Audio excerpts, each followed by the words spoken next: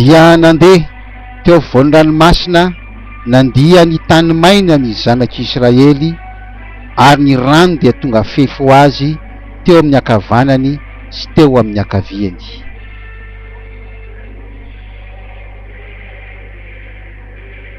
De nandeha teo afovoan-dranomasina, nandia tany maina ny zanak'Israely, ary ny rano dia tonga fefo azy teo amin'ny ankavanany sy teo amin'ny ankaviany.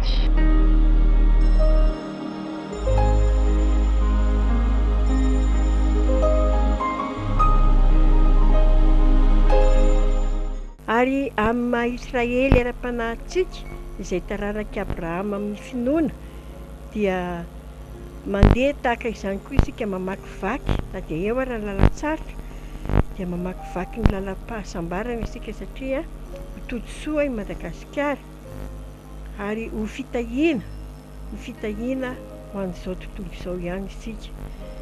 Andriamanitra momba antsika ary izy moa natohatra antsika amin'izany, ilay tsy niariny zanany lahy tokana fa nomena antsika maimaim-poana, nomena antsika maimaim-poana koa miaraka aminy ny zavatra rehetra.